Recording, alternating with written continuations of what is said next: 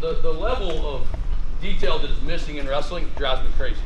It was like, hold him down, get him, okay? Like the way that I hold this guy down is not by doing more pull-ups or push-ups or whatever. I have to have the details right, the mechanics are everything. I don't care how hard you swing your bat like this, like you just can't hit a home run. You have to have your lower body turned on, right? And like batting coaches, hitting coaches spend all this time talking about like pivoting and your hips and your pop and everything else. And wrestling, like we just totally don't get, we don't do any of that. And it's crazy to me because we really see that in other sports. Most of you guys play baseball or football or something where there's a lot of details in the mechanics going on. And in wrestling, we just kind of completely omit it. Like we just completely disregard all that. When this guy, come up a little bit, here, so two things. Number one is, I'm doing it from this angle here so hopefully you can see. When I jam him here and I'm connected, as soon as he moves a little bit, my thigh becomes disconnected. Circle. I have to stay here. I have to stay connected to this thing. As soon as there's just a little disconnect, it's over. So I jam him. This is awesome, right? He was set, referee's position. I jam him. Boom. This is good pressure.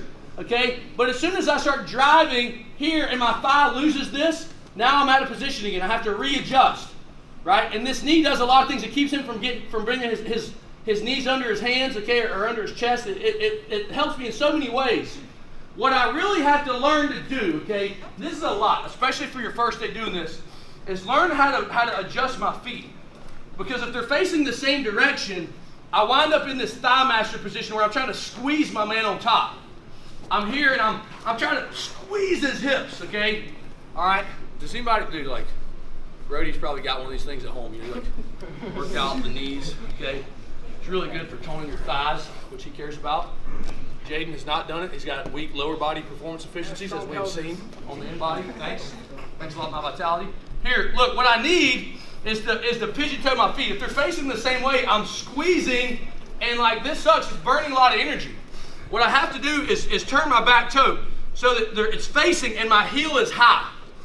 There's no way for you to be on top of this guy with your heel on the mat, okay, if you have good pressure. You're going to point your back toe in, heel high. And now, as I bend my knees, it locks me in on his hips. So I jam him knee in the ribs, and naturally my foot wants to do this.